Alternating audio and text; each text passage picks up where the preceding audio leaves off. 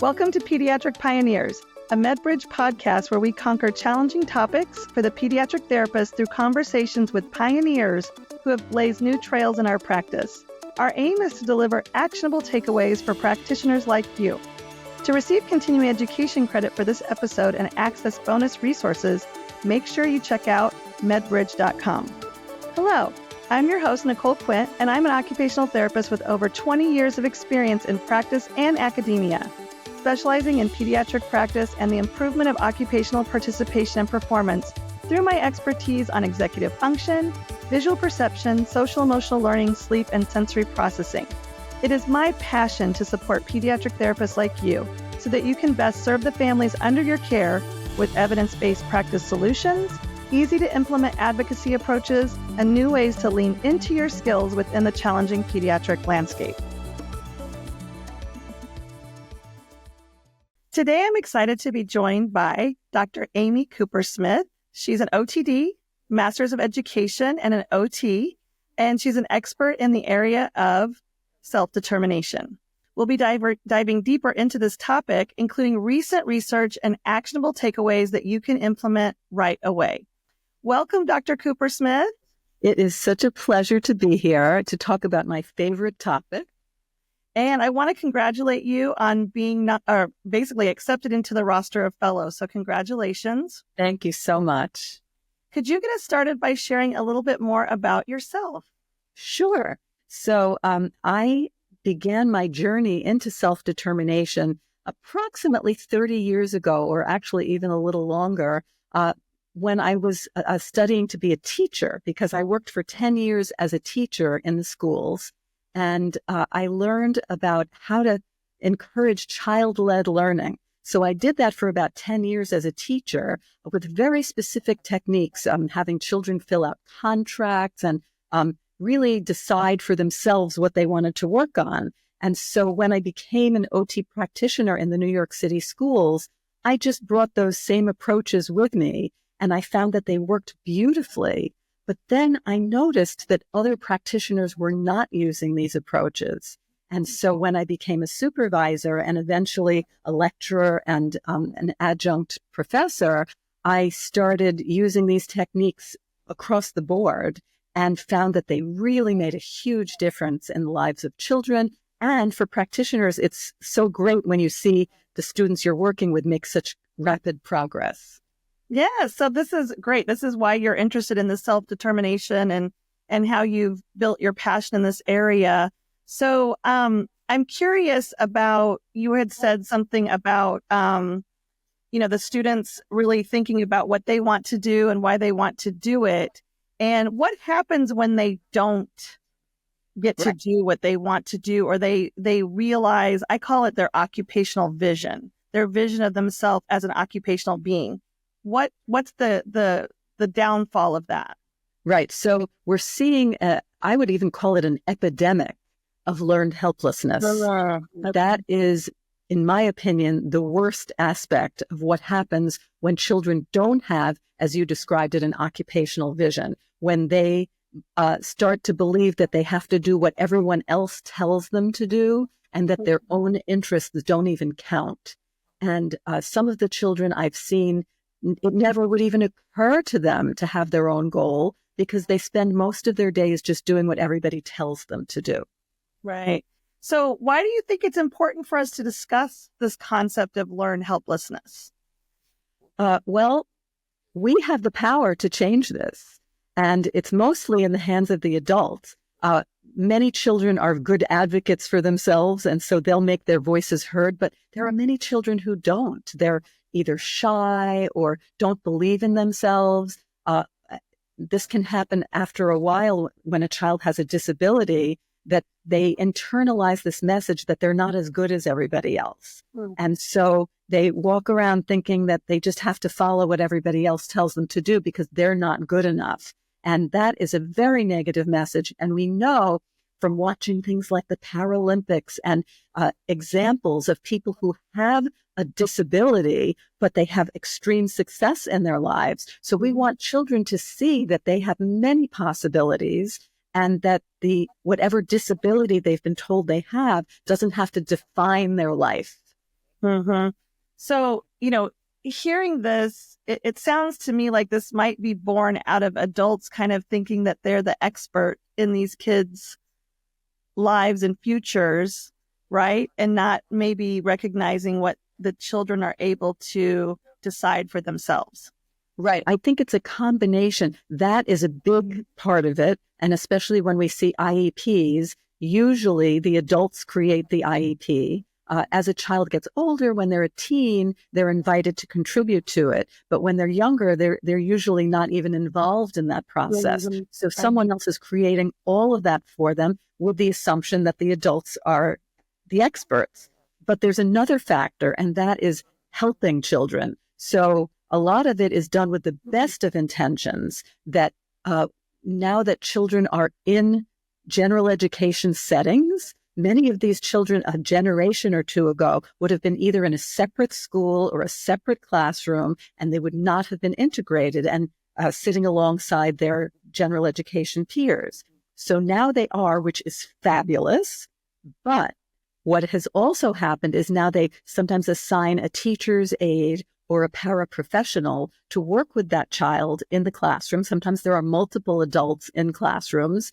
And unfortunately, some of those paraprofessionals and aides think that they're helping, but they might be helping too much. And it's done with the best of intentions. So the message that a child receives, if somebody helps them constantly, the message they hear is that I can't do this myself. And I need somebody to help me all the time. And that's what we want to see if we can change. Uh-huh. So talk to me a little bit, because I know you're an expert in this area, about special education reform, because it has been significant. Parenting changes and the high academic expectations, and how these three aspects almost work together to maybe, influence children's autonomy, because that's really what we're talking about here, right? Autonomy. Right. And those are the three factors that I've identified in my own studies as I studied this topic that have the most impact, and unfortunately a negative impact in many ways. So special ed reform is what we're talking about when children are integrated into their local community school. And that's, of course, the best place for them to be, with their neighbors, their family members who are also in the school. There's no reason that many of these children should be sent to another school. That's what used to happen. So it's a great thing that they're in the school.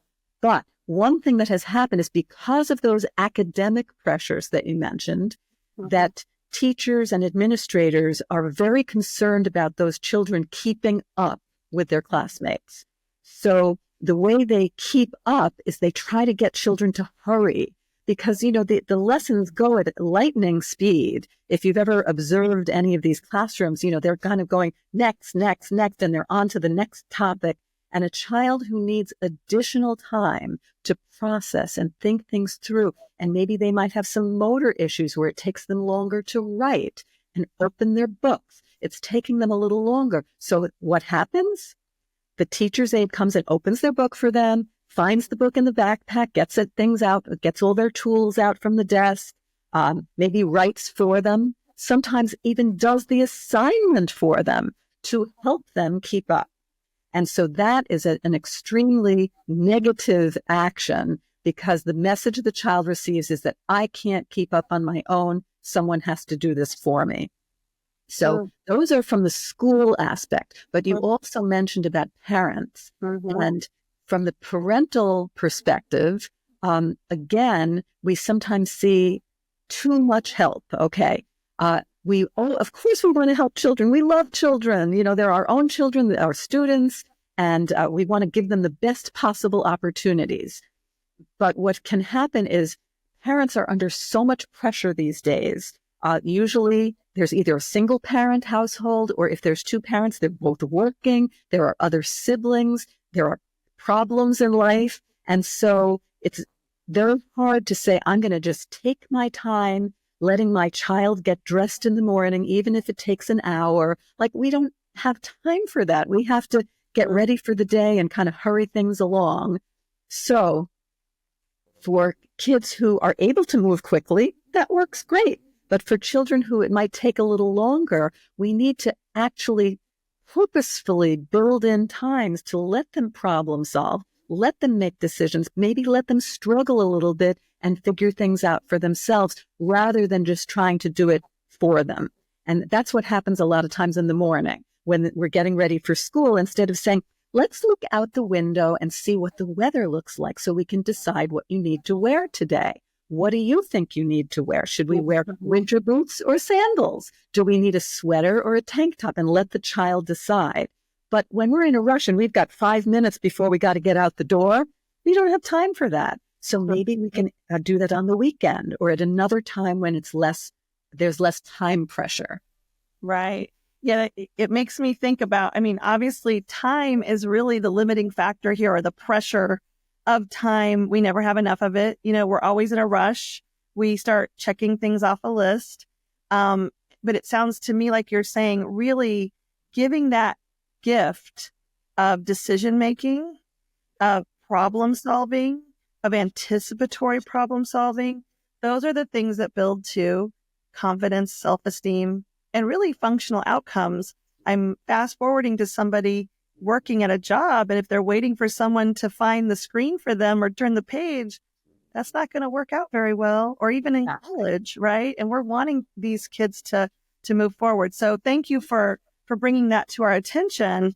So as practitioners, what should we be questioning about this confluence of these different contextual factors so that we can better serve our clients? Right. So we can question a couple of different things. We can question our own our own actions that we're taking and the way we conduct ourselves and interact with children. And we can question what's happening in the system where we live in our schools and our communities. So those are two different arenas that we can look at. One is we can easily control what we do ourselves. Of course, we have certain factors that are foisted upon us. So we have to do documentation and we have to answer to different superiors wherever we work. So of course we have to deal with the structure of our jobs, but we can change the way we speak with a child, the way we listen to a child. And so after a number of years of using these strategies, I started to quantify them, write them down. I did research on them when I did my doctoral work and found that there are some very simple strategies, but we have to remind ourselves to do them, to actually use them. So I can just tell you a couple right off the top of my head that are really useful and get a big bang for the buck. When we start to use these approaches, we can see very rapid changes in children for the positive. Mm-hmm. One is to offer them choices. When we offer a child choices, we are telling them that we believe that they have good ideas and that they're going to pick a good choice for themselves. When we tell them what to do, what we're telling them is, I don't think you have good ideas. Use my ideas. Okay. That's the message. So we don't want them to internalize that message. So when I tell people to offer choices, it's not a question of like a multiple choice test of let's see if you can pick the right choice.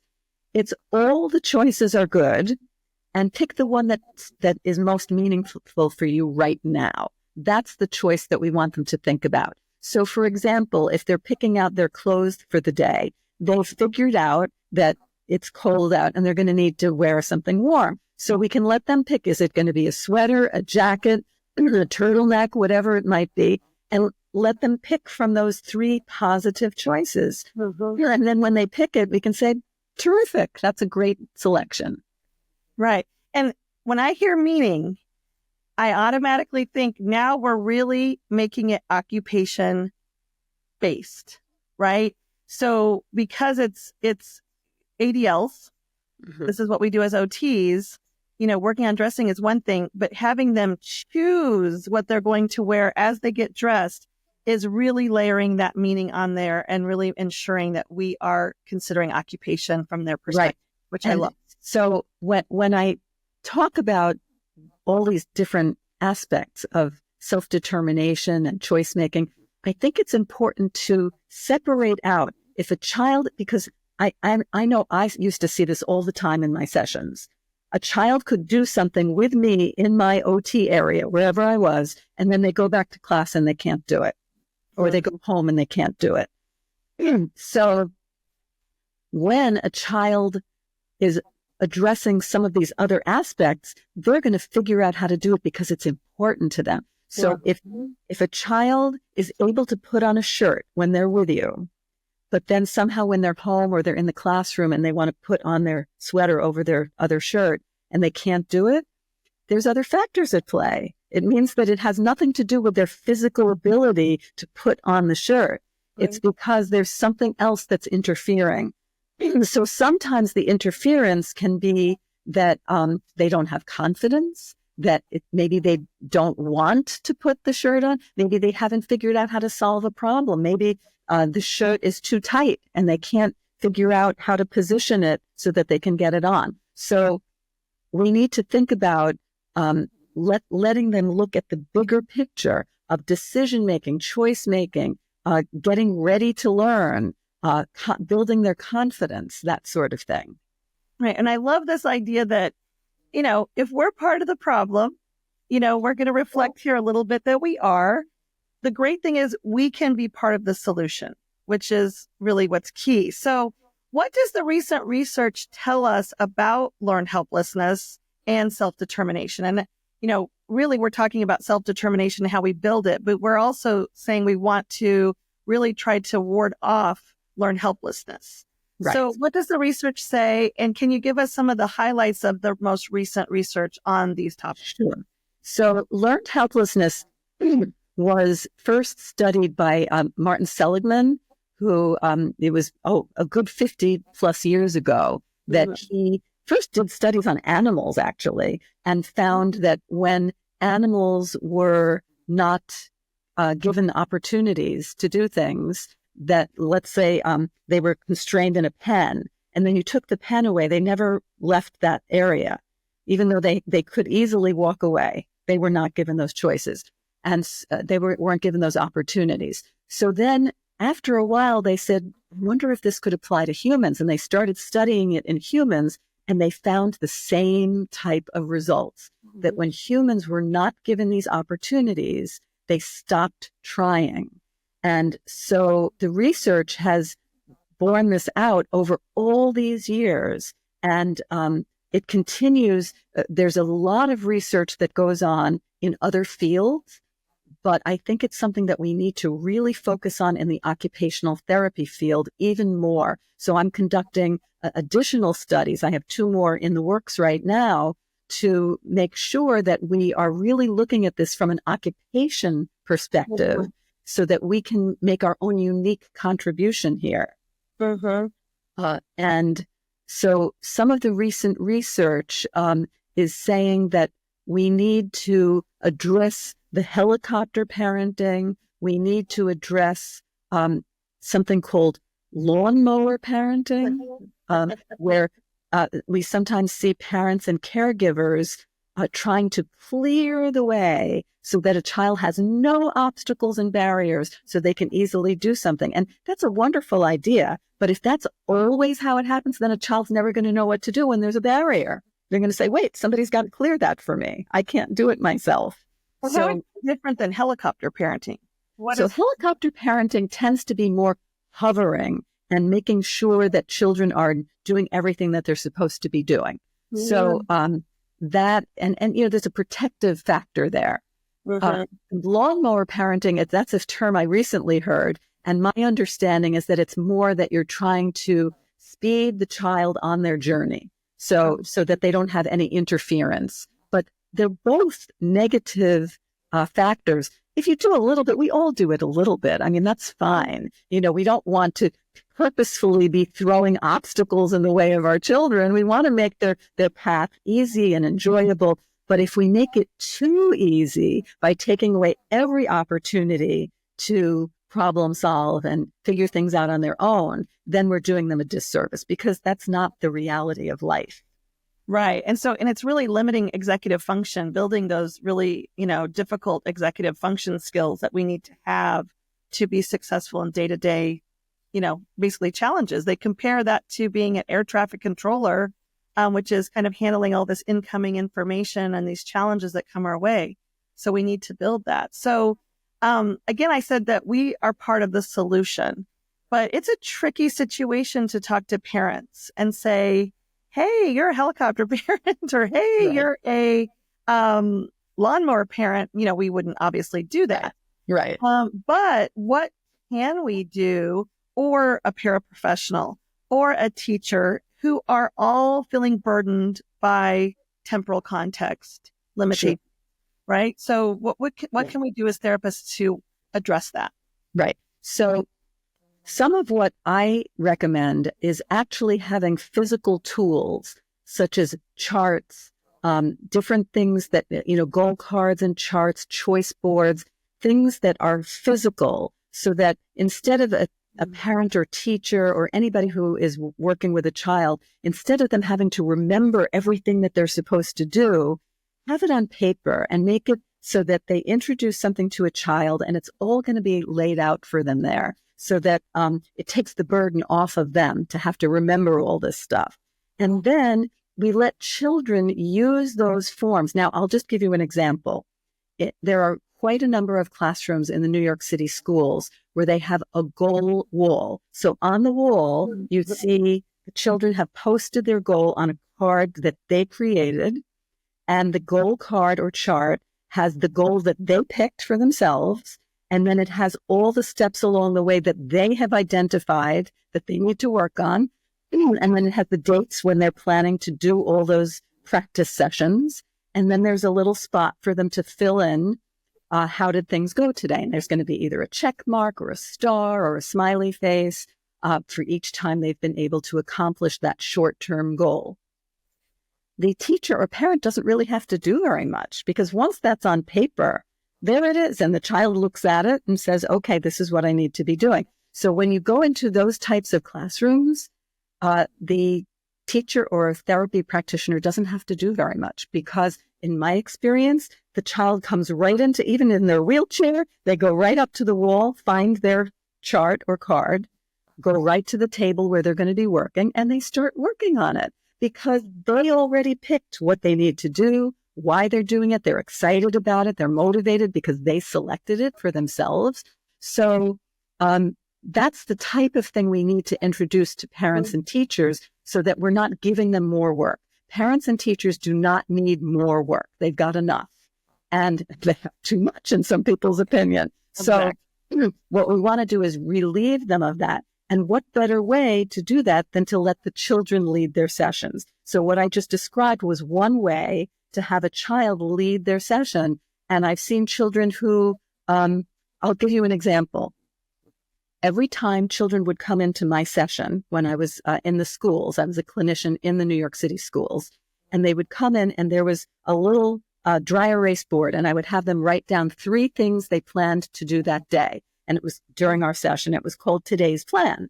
And so it would be 1, 2, 3, and they knew that they always had to pick some kind of a movement activity for the first one.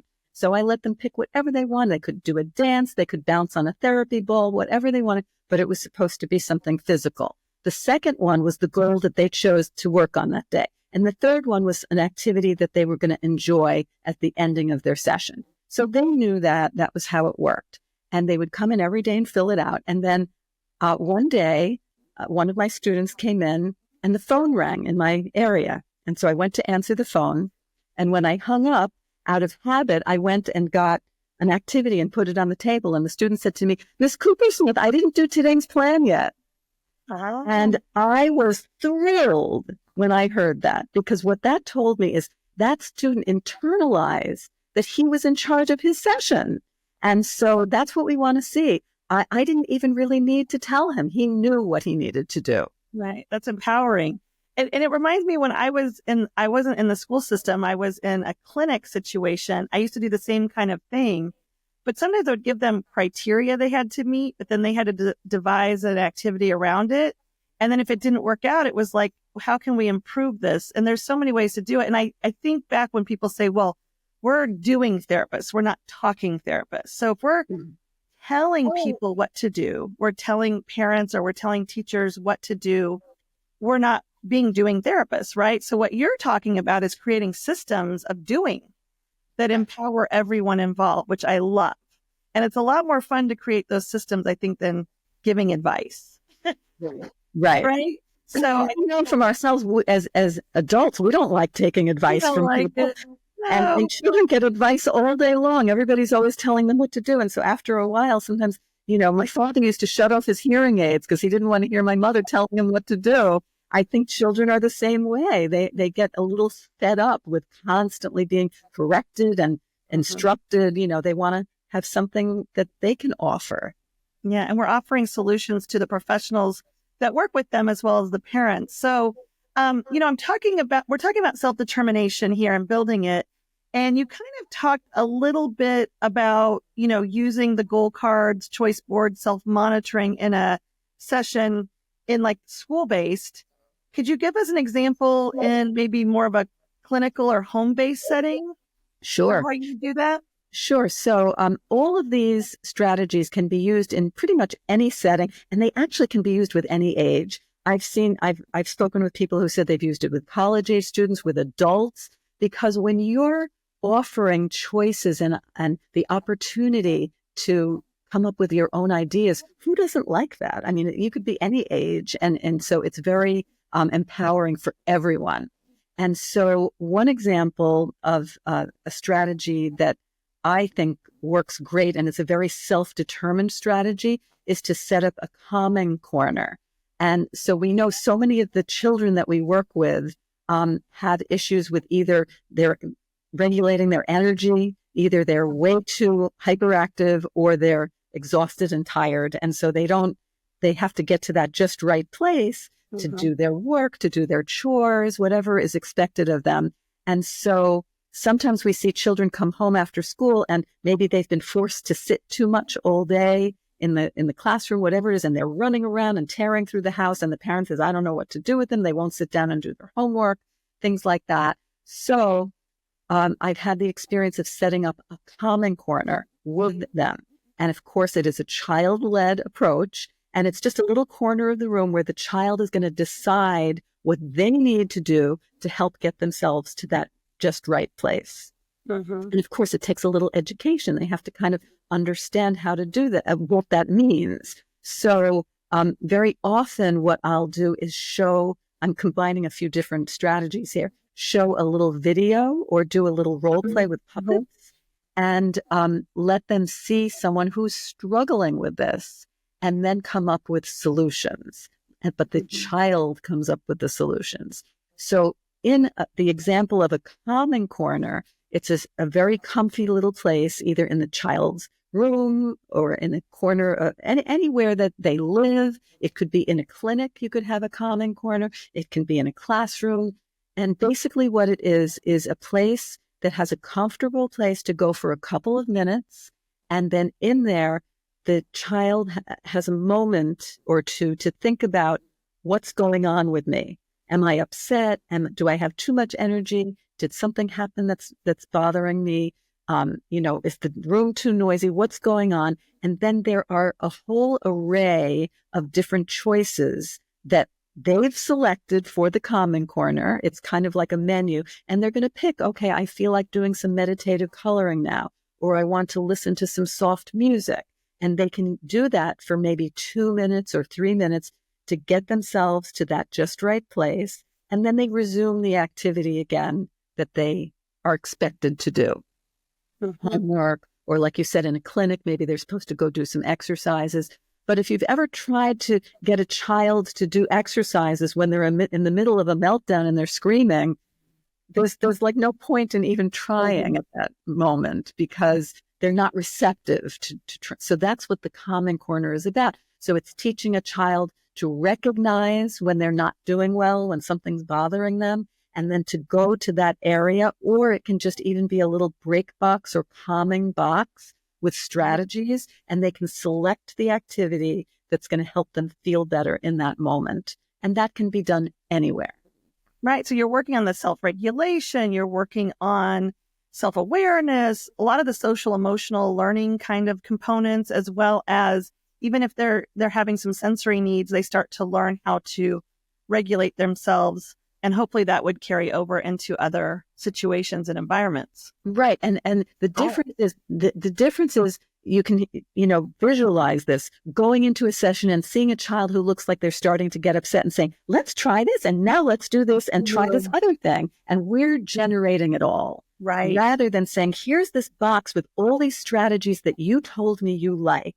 Let's pick one. You pick the one that you think is going to work for you right now. And let's see if that helps. And so now it's coming from them. Right. And I hear a lot of the word you instead of let's. Right. A lot of times we'll say like let's or we. So I like how you're saying you're going to pick.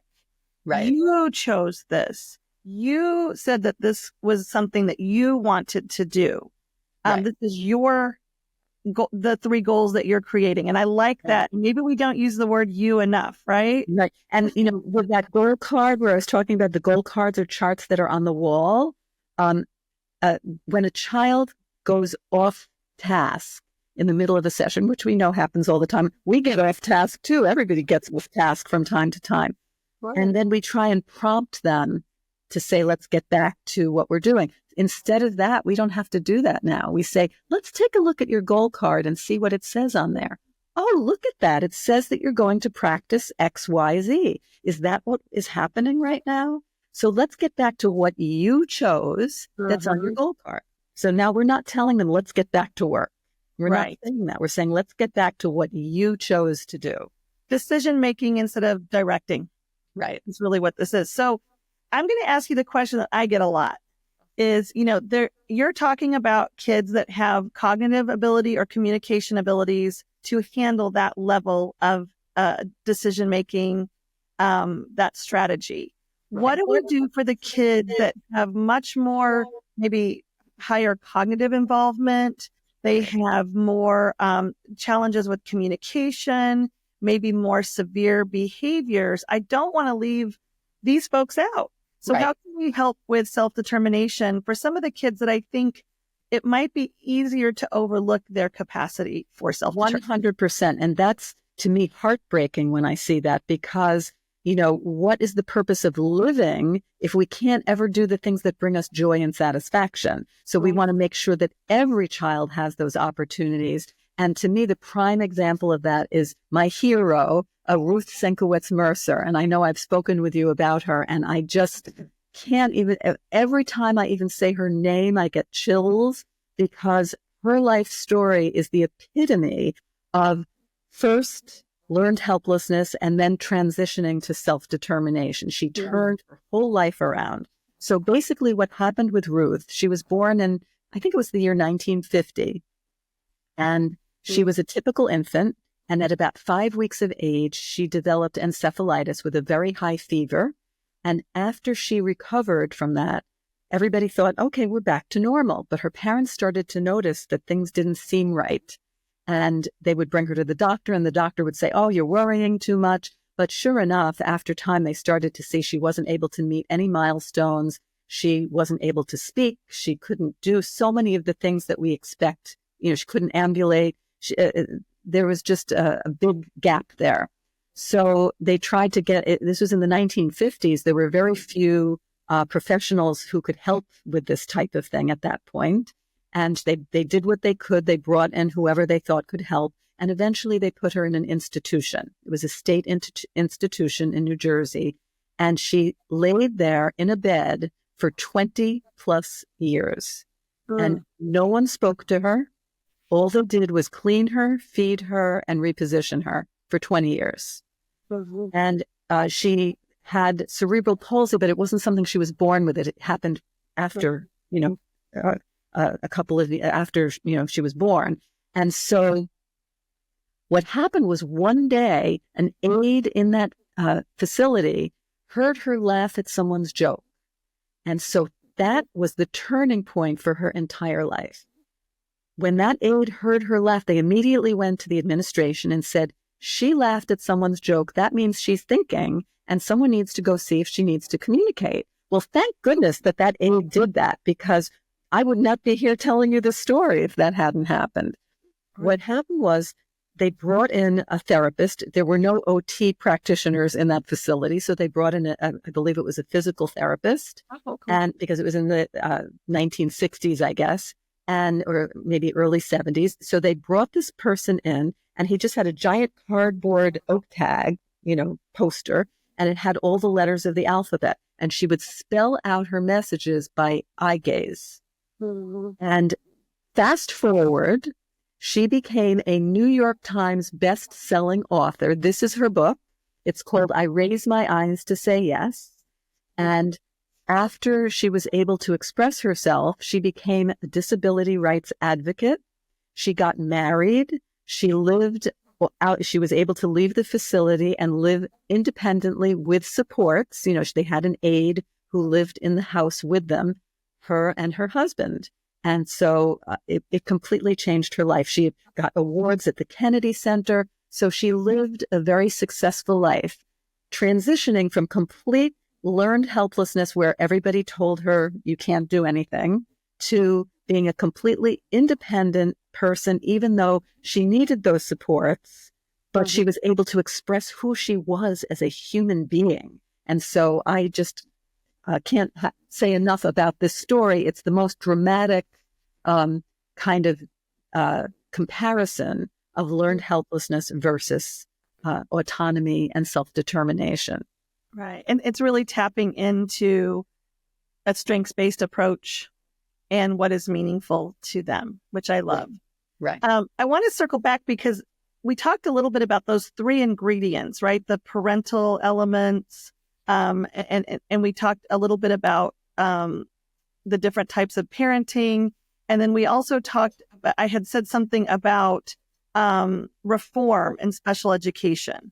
And you got me thinking about that, and coupled with the high academic expectations. And we talked about the burden of time, but I want to go back to those special education reforms because I think it's important. And when you were telling Ruth's story, I was thinking about how much has changed from the 1950s, 60s, 70s to now. And I wanted to dig in just a little bit deeper about those special education reforms so everyone really appreciates what reforms have happened and how they play a part in this. Right. So we know, as I mentioned before, that there were different specialized classrooms and specialized facilities where those were the ones designated for children that had high needs, and that the community school was just for the general education children. And so when special education reform went into effect, all these children that had certain challenges and special needs were now in the gen ed classrooms. And so it created a burden on the school in a way because they had to figure out new ways of handling things. So unfortunately, there are many schools where they just put the children in these classrooms, but didn't do anything differently. And they congratulated themselves. They gave themselves a pat. Look, we have all these children in our classrooms now. But how are you giving an education to the general education students who are in there? And has it changed at all? And how are we helping the children who have these extra needs that might not be met in a gen ed setting? So some of these things have not been thought through fully. And so that's why we're seeing some of these problems that happen. And sometimes they have been thought through, but people just aren't following through with them because they're so overburdened with, state testing and all kinds of, there's so many pressures from the federal and state government that there's, schools are supposed to meet certain criteria, and then you're a blue ribbon school if everybody's doing a great job. But sometimes the students who we're working with are never going to be A+ students, according to the traditional way that we look at things. They might not be reading novels and writing long essays. That's just not something that we would think was appropriate for them. But can they succeed? Absolutely, in their own context. And we have to create contexts for all children so that we're not leaving anybody out. Right. And so, yeah. And so I'm curious with that too, the idea of transitioning, post-secondary transitions, and the involvement in the IEP plan, Mm-hmm. right? So there's age requirements for that, where you go from the kids maybe don't have any really say to all of a sudden we're expecting them to have a say Right. and be involved. So Right. how can we help them in those situations with Right. that change? Well, first of all, we have to start at a younger age because you can't tell a child what to do and do everything for them for 14 years, till they're 14 years old, and then say, okay, now you're going to decide everything. And they might even say, what does that even mean, decide? I've never decided anything my whole life. So that's why we want to start this in small increments when they're at a younger age. Mm-hmm. So one of the programs that I created is called Captain Me, and it's a musical interactive program with little puppets where the puppet is struggling with some of the same things that we see our children struggle with. And then the video pauses and the child has to think, how can that puppet solve his problem? And we have a little conversation with them about it. And of course, it doesn't have to be through Captain Me. Anybody can. I used to use puppets in the classroom with children and just let them observe. And there can even be role play with, if you have some outgoing children, they can, act out a little scene together. And then we can say to the children, how can we solve this problem? What would you do if this was happening in your life? How could you fix it? And what I always try to do is say yes to everything, unless a child is purposely coming back with a ridiculous answer, which we know we have kids like that, if they're going to come up with something very silly. But if they're trying to come up with a good answer, we can say, that's a great idea. Let's think of even more ideas, because maybe you want them to kind of focus on something that you think is really going to help them. And maybe the idea they came up with isn't quite on the mark.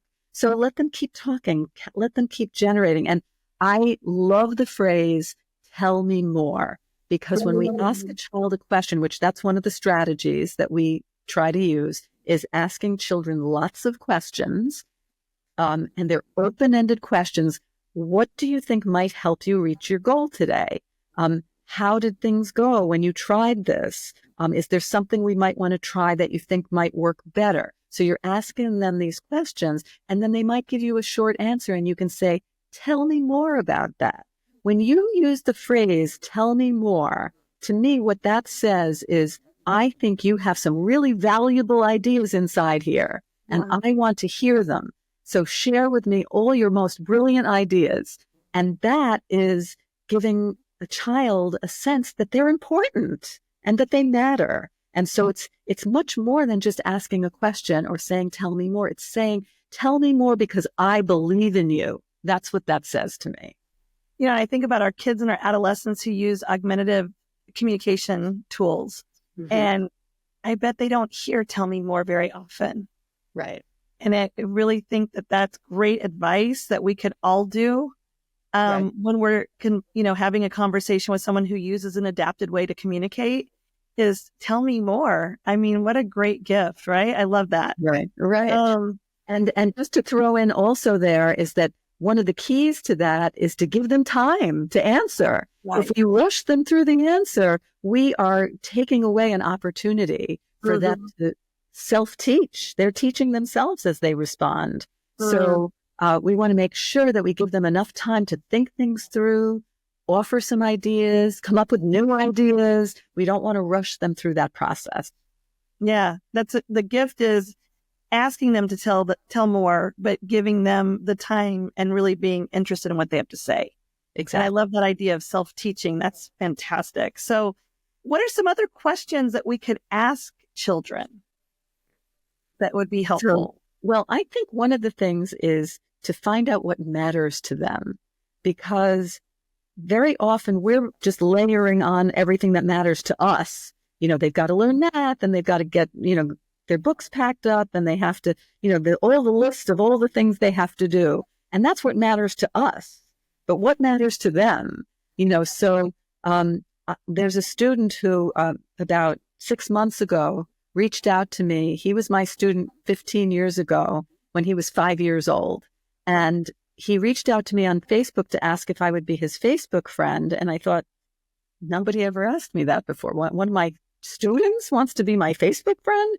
So I thought, well, he's an adult. and I consulted with everybody around me, all, my OT colleagues, and they said, he's an adult, you can do it. So I'm so glad I did, because he became a brilliant musician.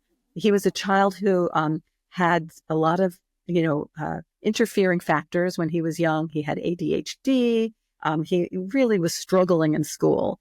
And he is a brilliant musician. And he has now been conducting an orchestra in New York City on a regular basis. And he posts that, and I get to see it. And of course, it's very exciting to me. So I reached out to him and I said, what do you think made the difference? What made things successful for you? And he said, because you listened to me. That was his answer. You listened to me. So how often do we listen to our children? And I mean really listening, not just quick, but listening to what's important to them. And because once a child figures out what's important to them, the sky is the limit. And I think all of us have seen somebody a child who has no arms and they can write with their feet. And we see, children who have cerebral palsy and they're painting with a brush in their teeth. Things, we've seen amazing things that children have done, and even young adults and older adults, that, we would think, how on earth could they be doing this? But they identified something that they were passionate about, and then nothing could stop them. So, that's what we want to try and aim for, is inspiring them by listening to them and believing in them. Right. So asking the questions, but really listening, really believing, and building that attunement and trust with the children and adolescents we're working with. Right. And one of the things that I did with my older students, when I say older, I was in an elementary setting, but they were in 5th grade or 6th grade, and I would have them teach the rest of the class something. So let's say they reached their goal in some area, I would say, well, how would you like to teach that to your classmates? We could do a poster, we could show a little video, we would give him choices, the child choices. And it was very inspiring to see them sharing their knowledge that they had gained with their classmates. And it takes it to another level. We know when we teach somebody something, it really solidifies our expertise in that area. Yeah. It's like advanced show and tell, right? Right. So in one case, I had a child who was extremely disorganized, and that was one of his IEP goals. And he got really good at organization after putting different strategies in place that he had picked. And then I had him come with me to another class. The teacher asked if I would come in and help with organization for the whole class, because I guess the whole class was struggling. So I said, you're going to come around with me to each child's desk, and we're going to help that student come up with strategies for themselves. And so he had 30 opportunities every time we went to another desk to say, what might help with that student? And so it was solidifying ideas in his own head as well. Well, and I love that teacher had buy-in. Right. And I think that goes back to, how do we help the stakeholders in this situation beyond just the kids and adolescents we're working with? How do we help some of those adult stakeholders really build the self-determination in the kids? So what are some talking points, word choices, or strategies that you might suggest that would really build that buy-in and also really help with the carryover? Because earlier you said, and this is something I've heard a million times, it works with you, but not when I do it. So how can we bridge that gap with teachers, paraprofessionals who are burdened by the system that they're working in? Right. So the first thing, I might have mentioned this before, but we do not want to give them more work. As soon as we start talking about, here are some sheets that you need to fill out, and we give that to the teacher, I think they glaze over, because they think about the 20 different assignments they have for themselves that night for their job, and it's just too much. So I think when we can create a plan where the child is leading it and we're the go-to person if there's a problem, then I think there's much greater chance of buy-in. I also think that when we have, I'll give you an example here.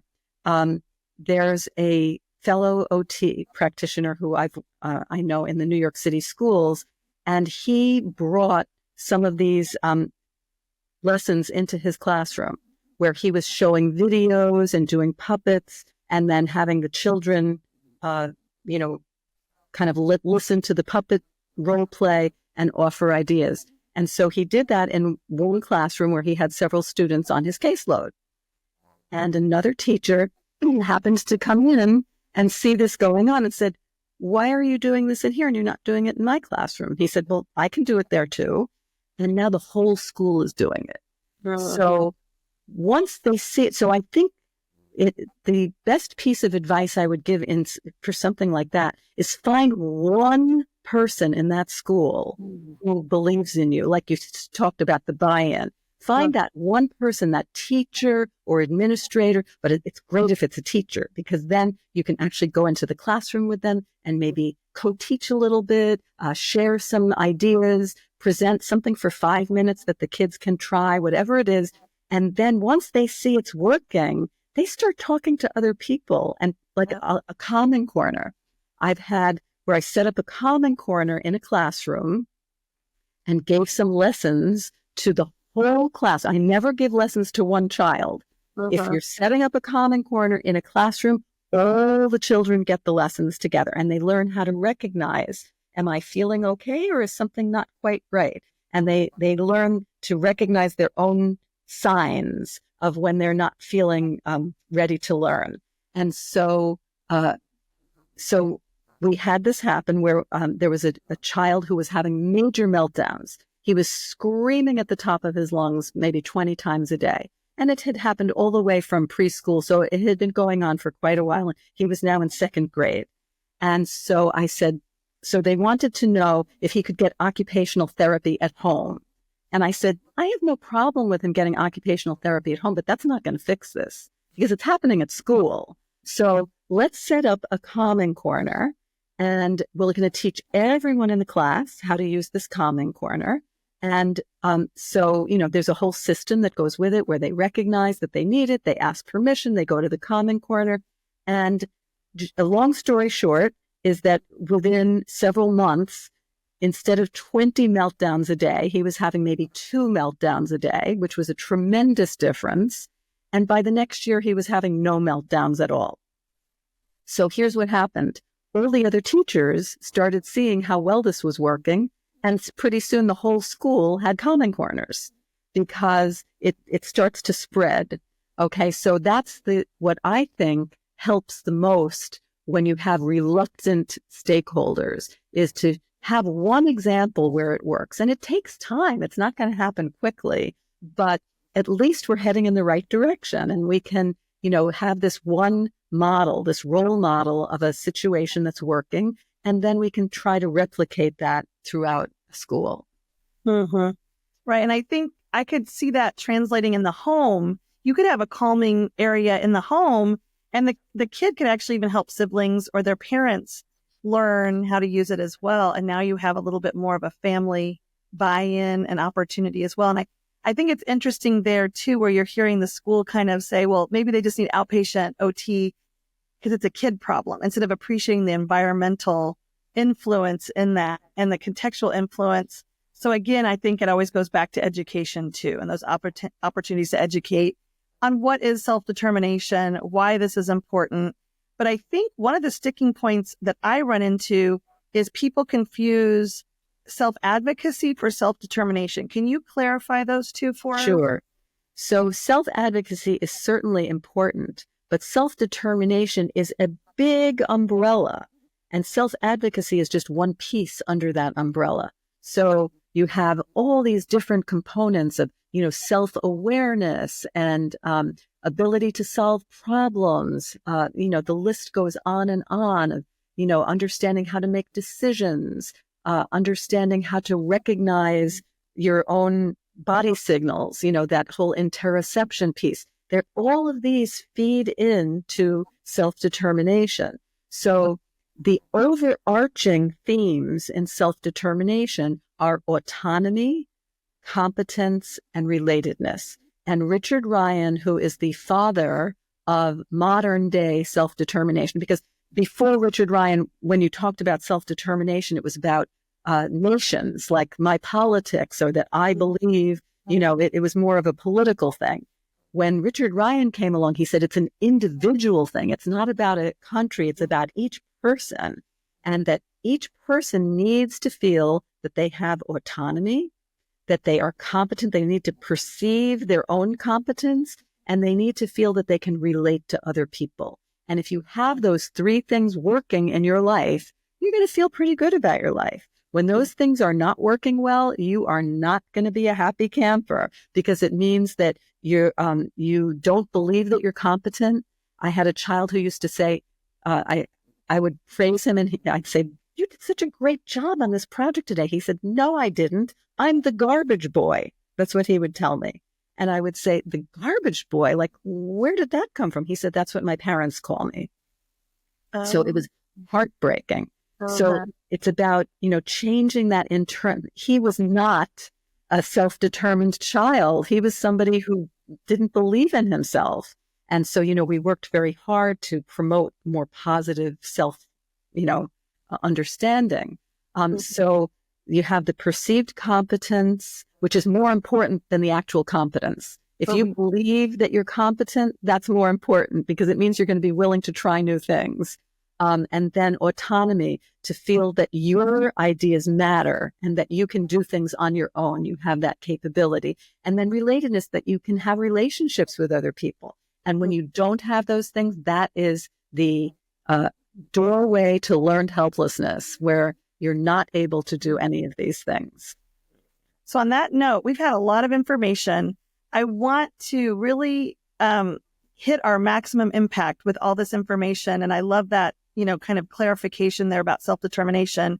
What would be your top 3 actionable takeaways for practitioners to put into practice immediately? So number 1, I would say presuming competence. And that was what happened with Ruth Sienkiewicz Mercer. That's the woman who was in that bed for all those years. Someone finally realized that she had competence and gave her opportunities. So when we believe that the children that we work with have competence, it's going to change the way we interact with them. If you believe a child can't do something, you're just going to do it for them. But if you believe that they have some capacity, you're going to give them as much as possible of that task for them to achieve on their own. So presuming competence is one. Secondly, we want to offer children choices. And it is so easy to do that. All you have to do is go into a session or a lesson if you're in the classroom and offer a couple of choices. And so you can think about that in advance. If, let's say, you want a child to practice writing, you can say to them, would you rather write a letter to your friend, or would you rather write an instruction manual on how to play a video game? Let them pick what they want to write. And, and obviously you give them 2 choices that you already know they like. Don't pick things that you like, pick things that you know they like. So you're going to give them choices, and that immediately perks them up. Yep. And then thirdly, I would say the self-monitoring aspect, that instead of us sitting there and, we take our little notes, let's see, how are they doing? And we write our little documentation, which I know is important. I'm not saying it's not important. Of course it is. But it's more important for the child to recognize how they're doing. So by setting up a goal card or a goal chart, this way the child can start to track how they're doing over time.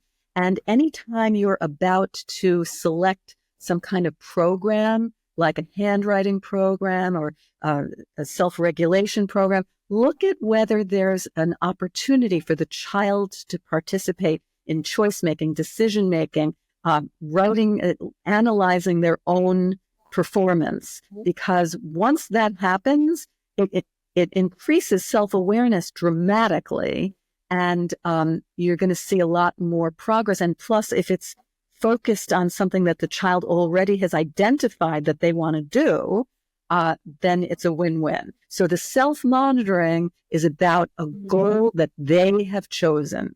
And as they work toward that goal, of course, it's not the IEP goal, but we're going to start with a goal that is so motivating and exciting. And then later on, we can approach, if we start out with a child who's already having some issues with, resistance, and we try and give them something that they don't want to do, it's a recipe for failure on our part. So we want to start out with something that they're excited about and let them design a little goal card for themselves. And then later on, we can do a less preferred activity, but let them make choices within it so that they still feel that sense of control. Right. And that's why I love goal attainment scaling. You can really monitor things over time and involve other people in it. So great advice. Well, thank you so much, Dr. Coopersmith. You truly are a pediatric pioneer in self-determination. And it was really fun talking to you about this topic. Thank you so much. I look forward to hearing from other people how this has made a difference in their lives. I get emails and texts all the time from people about how they've seen such a difference in the children they care about. So thank you for this opportunity. Well, that's all the time that we have for today. Thanks again to Dr. Amy Coopersmith for the insight and clinical takeaways related to learned helplessness and self-determination. Thanks, everybody. Thank you. Thank you for tuning into this episode of Pediatric Pioneers by MedBridge. Please be sure to subscribe and listen to more of our episodes on Spotify or on your favorite podcast platform and at medbridge.com. If you're listening outside of the MedBridge catalog and would like to access the bonus resources and receive continuing education credit, simply log into your MedBridge account and complete the quiz for this episode. Pediatric Pioneers also listens to you. If there is a particular practitioner that you'd like to hear from, or if you have a question or challenge that you'd like to explore on this podcast, please let us know by leaving a comment on our Instagram posts or by emailing podcast@medbridge.com.